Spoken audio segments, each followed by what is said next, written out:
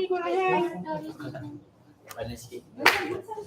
Okey, dah nak balik elok. Nampak? Okey. Ni dia tak baca ah. Kita bagi link lagi kat PR. Ya, kopi ni. Kopi apa kopi ni bagi dekat ni. Bagi PR dia. Kenapa dia tak baca? Oh, dia tahu. Sebab saya jumpa dia tak ada pun. Ada pun. Apa tak ada. Ni lampu untuk charging kan? Kau tengok dia malap kan. Tak ada. Cuma Kan? cuma kat apa kau? Tapi ni tak ada lah. Dia cari pada. Fungsi dia patutnya nyala, dia tak nyala. Dia tak tahu. Oh, abang yang buat nombor dekat dia. Aduh, patutlah. Aduh, crucial ni bang. Ya, dia pakai memory card apa lah? So ni, macam ni kan? Ya. Okay, ni. Lepas tu ni paste dekat dalam grup kita, grup BEDSA yang sini yang besar. Oh, buat mana? Terus buat mana? Ada satu lagi nak. Oi, takkan lah. Ni mesti anak. Dia tanya dulu lah. Aduh, makan juga. Grup. Ya, tengok ni. Grup atas.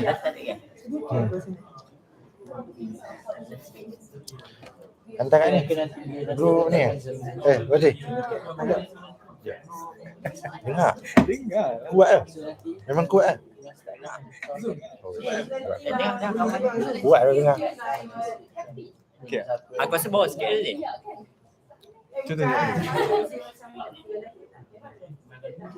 Apa tadi? Ya, kena gambar. Hantar kat ni.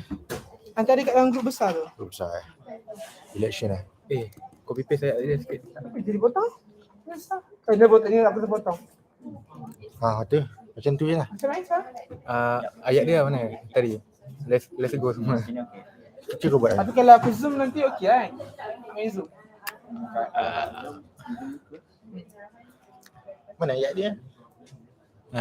Kita copy paste je lah.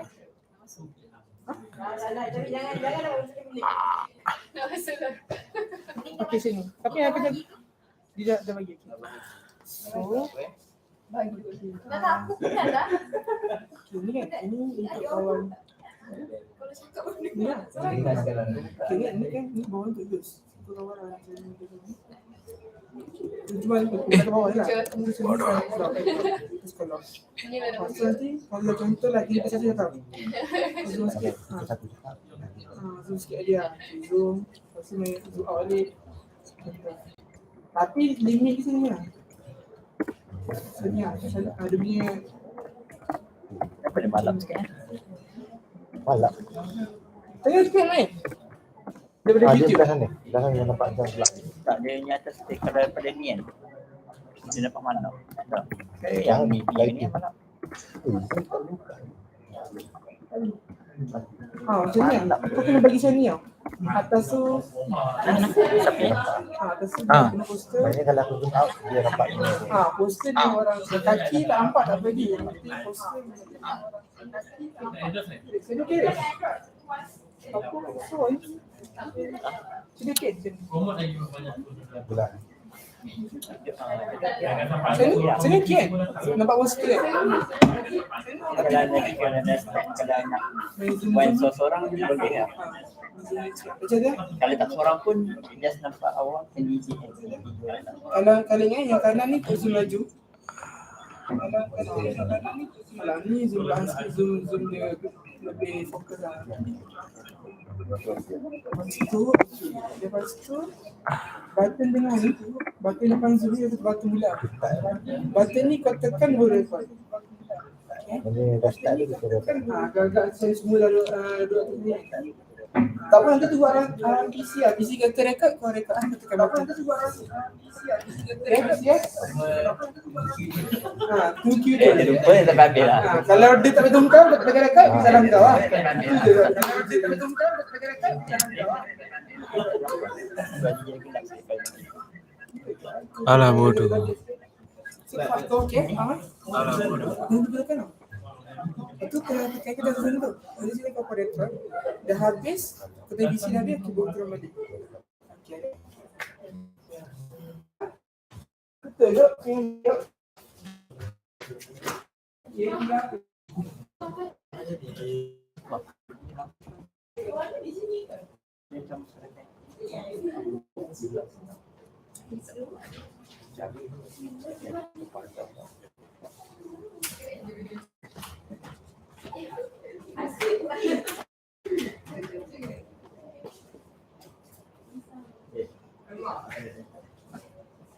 Aku tu mati kayak kau. Hidupkan balik.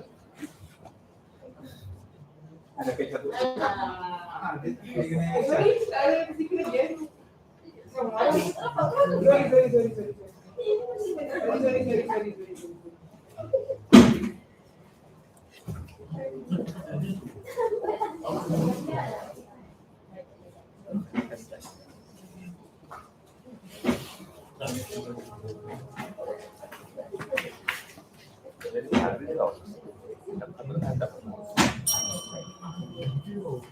Dia dekat ruang macam ada buat sistem. Tak boleh kontrol lah. Jadi aku kan Ada lain, kita lain, mati je ni. kita lain.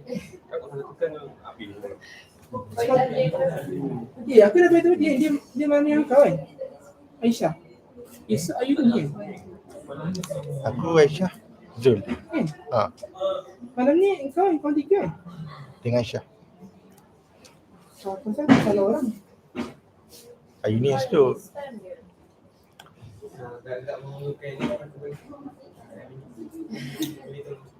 Mungkin nombor kau nombor boy dah angkat ke?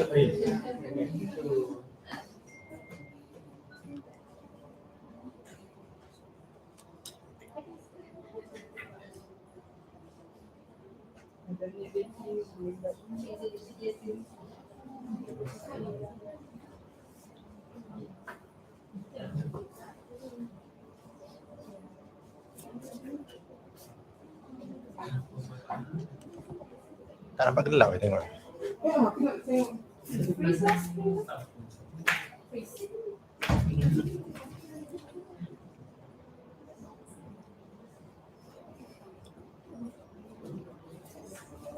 Masuk tak ganda? Mouse. Ayah tu baru please.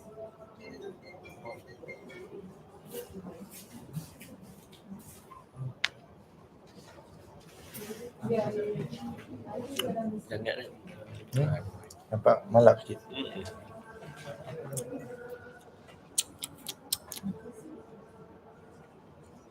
Tak buat tengah zakat.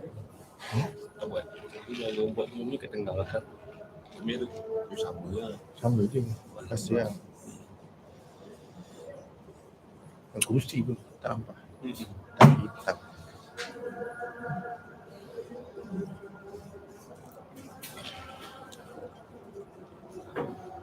Punya extension tak panjang kan.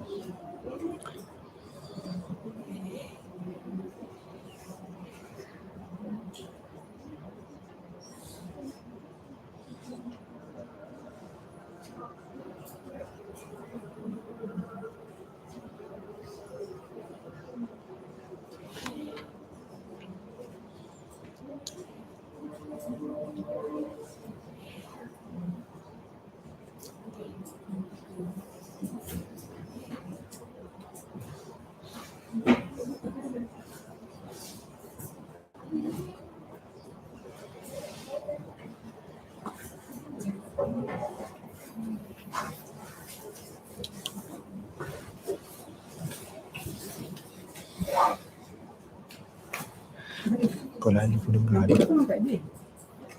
Kata aku selalu tekan pada projektor ni dengan PA system. Dia ada dekat rostrum tu. Kau baca apa dia tulis tu kat rostrum. Buku ni tengok ada tulisan.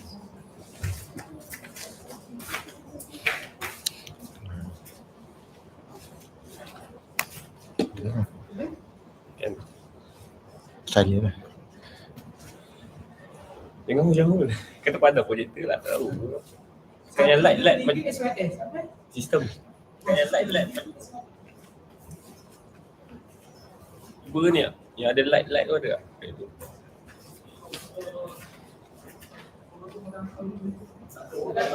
Dia macam kosong kan, dia macam laun je.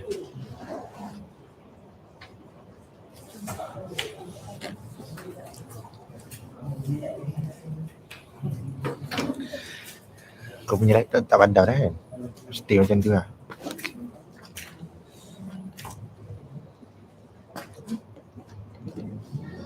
Bising. Oh, dengar.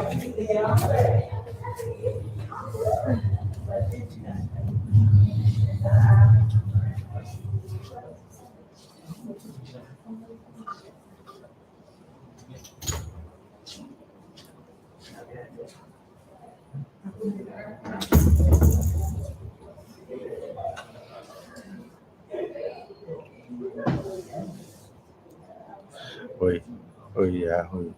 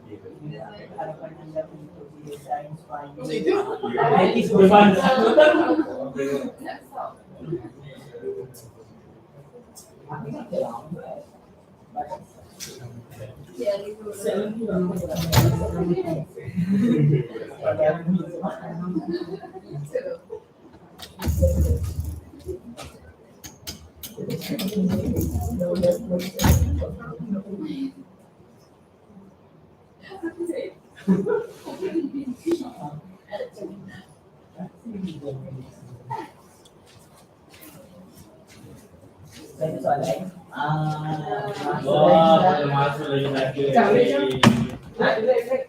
Dia bawa ada bos. Saya itu. Cantik lah baju tawel. Ambil keluar. Alamak, dah pasti. Lamang kau tak ambil kan? Apa ambil? Gila dah pasti lah, tu tak ambil lagi kau dah makan. Tak rasa lah je. Tak rasa dah. Iya, malam gua ambil lagi pakai lah.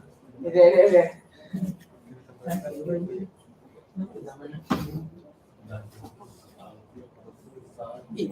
Ayuni siapa?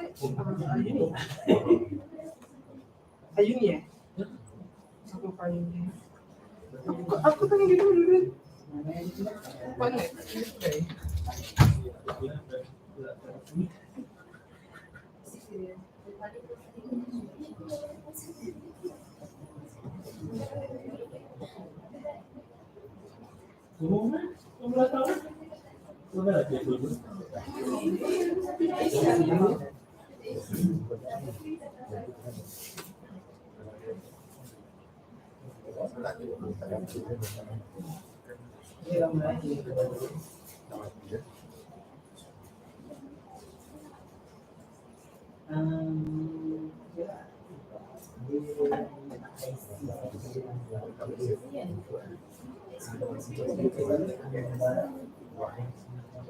Itu yang kau nak.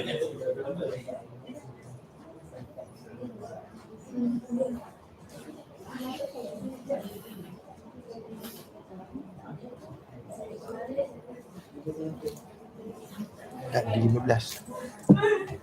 Tak di 15.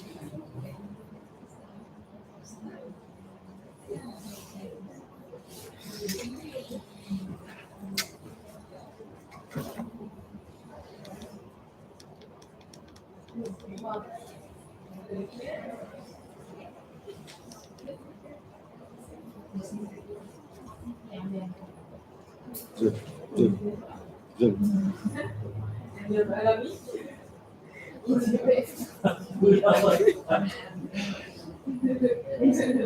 Kau like tak? Han dengan like tak?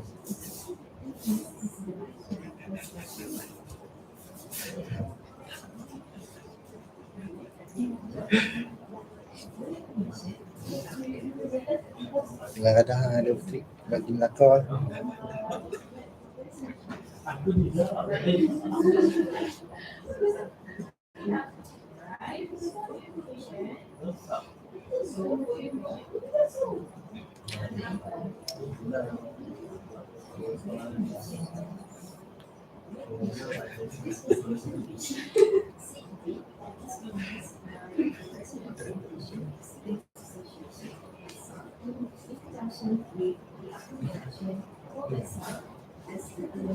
Kasih dulu macam ni.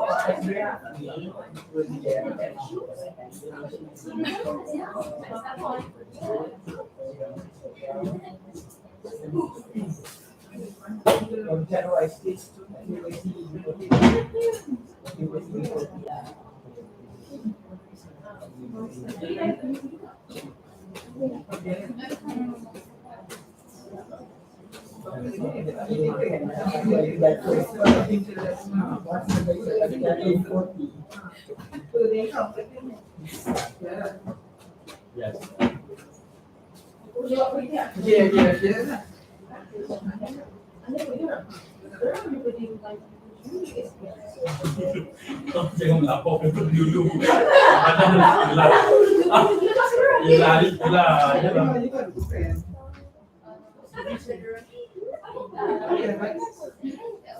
Macam aku boleh. Tapi macam mana dia tak bisa?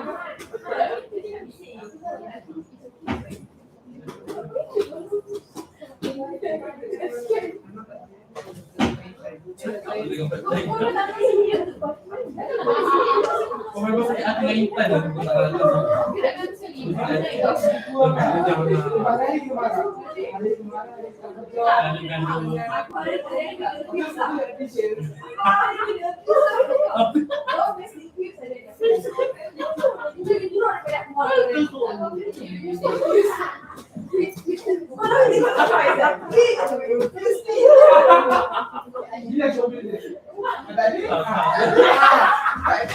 Aku dua muka.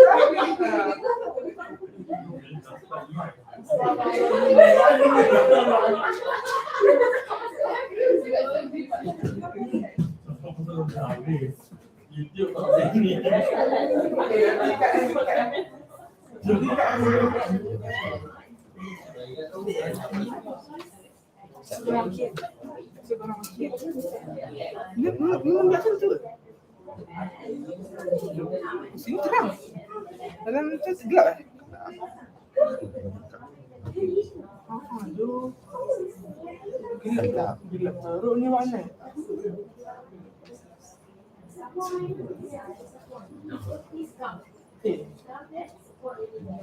Sayang tu. Ada.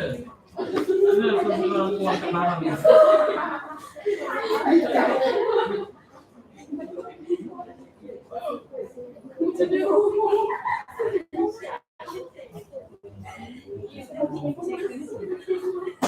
Ada juga yang buat video dekat Edu Square.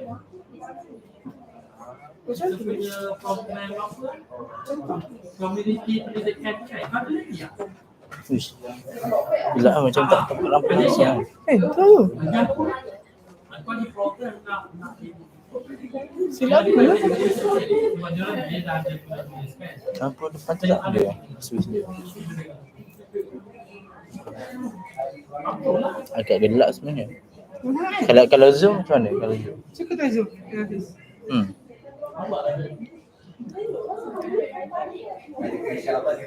Oh dia mirror eh.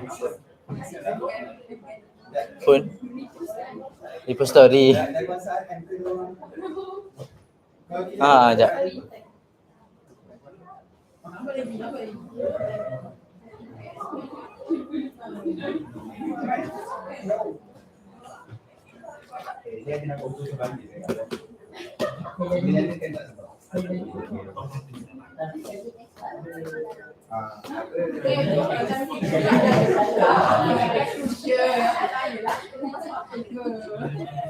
Gelap kan? Secure tak? Tanya Intan macam mana? Intan? Intan. Gelap. Live gelap. Gelap. Lampu depan tak Tak ada. ikut lampu lah. Siapa ni?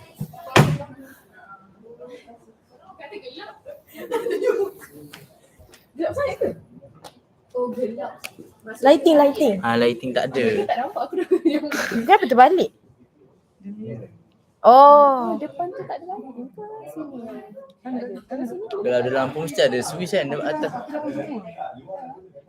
Kat stage kan. Kalau ada lampu mesti ada switch. Tak dia ada. Betul, susun kat mana? Kat Rosrum tu ada lampu light. Bila aku tekan dia patah balik. Dia pantulkan balik. Tak ada. Masa pantulkan balik. Macam tak ada efek lah, macam tolak balik. Langsung kan. Kalau duduk pun memang gelap lah muka. Saya kau duduk. Fia. Cuba duduk. Kat sofa. Mana di bawah? Ni tak siapa masuk lagi kan? Oh 9 orang. Nanti kau tukar slide. Ngah. Kau tukar slide pada uniform. Okey je. Okey. Okey je. Okey je. Nak brightness? Tak payah. Tak payah naikkan Tak. brightness. Tak. Sebab ni yang itu effect tu kan. Okey. Nice. Boleh? Wazir, bos. Okey je kan sebab nak kata Kalau nak zoom pun boleh nampak je. Kalau zoom up. sebab kita akan zoom juga. Okay. Kalau dia Fia okey lah. Cuba Datuk duduk. Cuba Datuk duduk. Sebab turun cerah kot. Kau turun gelap. Bang pergi sana. Okay. Nak condemn ni okey. Kau boleh bagi aku. Akilah mana Akilah? Akilah mana? Akilah Ilham. Gelap sikit. Try Haris pula. Haris. Tapi ni masuk live Auto famous lah. Dia dah live tau.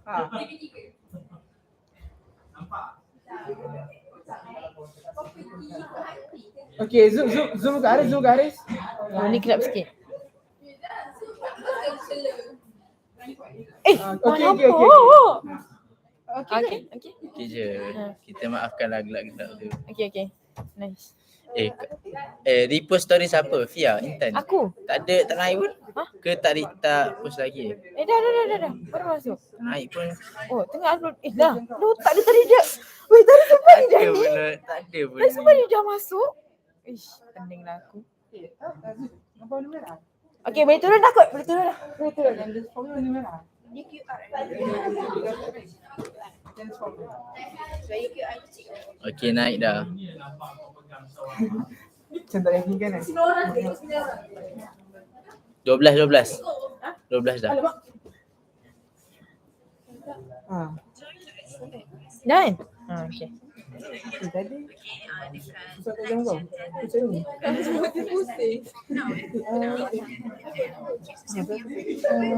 Tadi poster attendance form tu cantik lah. Warna merah? Sisi tu warna merah? Apa? Kita tanya Aisyah. Poster tu warna apa? Dia kata warna merah. Poster apa merah? Attendance form. Tak, warna purple. Apa tu buat? Aku pun tengok sendiri. Aisyah, Warna merah. Faham. Penat Dengar kita, tau. merah ke Dengar. purple? Dah ada seorang dengar suara kau. Purple, okey. penat kita pilih warna tu jadi warna merah. Dia tu. Edupes. Kau bukan budak Edupes kan?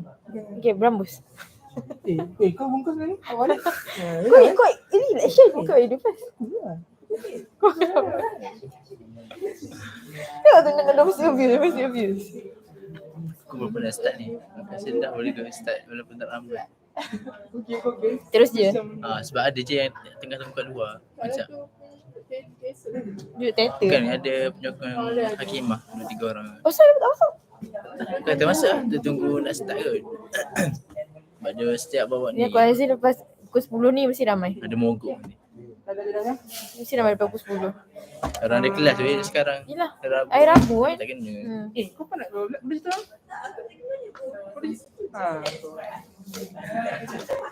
Okey. Makan dulu. Makan dulu. Takut pensan klinik dekat tak apa. Kau dah angkat. Correct lah. Troli ada. Cantik lah. Kita ada dalam welfare. Cantik dia punya outcome. Habis kalau aku jadi dia purple sikit. Tak tahu kenapa. Perasan tak yang frame gambar gitu tu salah hijau. Back hurler. Bukan bachelor, back hurler. Serius lah. Siapa yang Aku yang buat tu. Hakimah baru bagi tahu tadi. OMG. Kau di sini kan?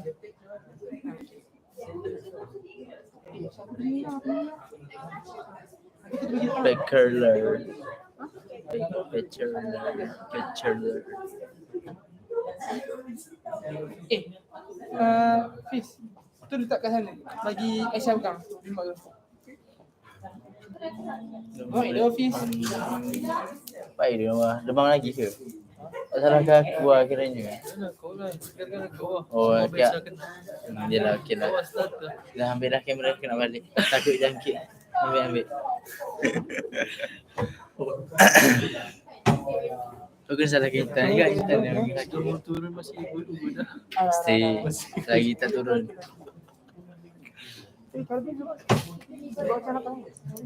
Salman kat Johor eh? Dia nak balik lagi. Tak balik lagi. Dia jarang balik sekejap. Rasa seminggu ni memang tak balik terus. Sambung lagi 3 hari. Nak paste registration form.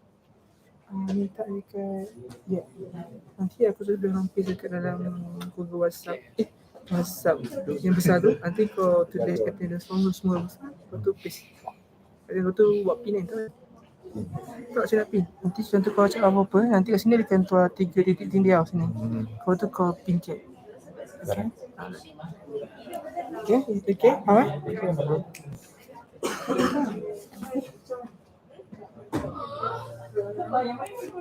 Kalau dia lari, kau tak tahu.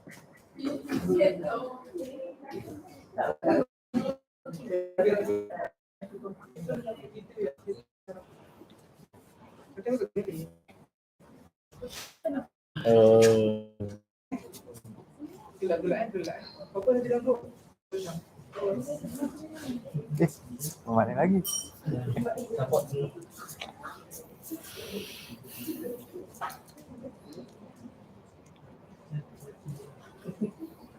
Push live link now.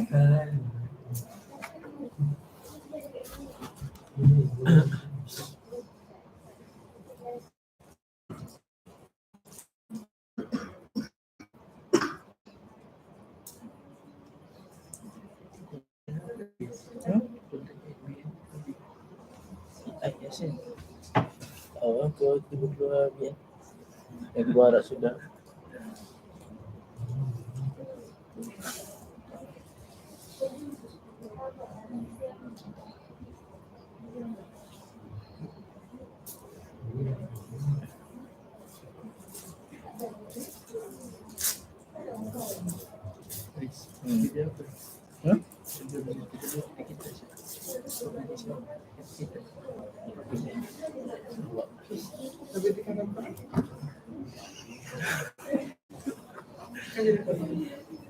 Tak tahu je.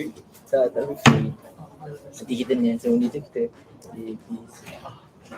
tapi siapa tu? Mesti kau tak tahu kan.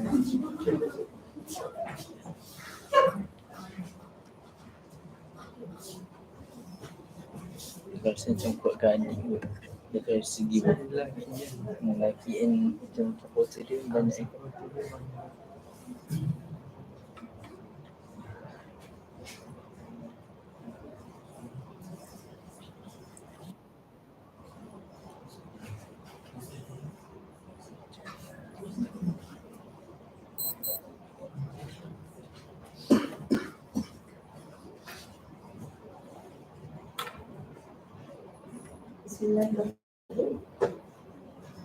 Assalamualaikum warahmatullahi wabarakatuh.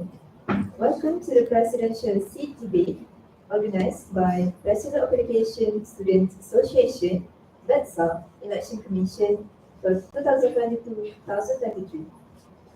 Before we begin, I have a few announcements to make.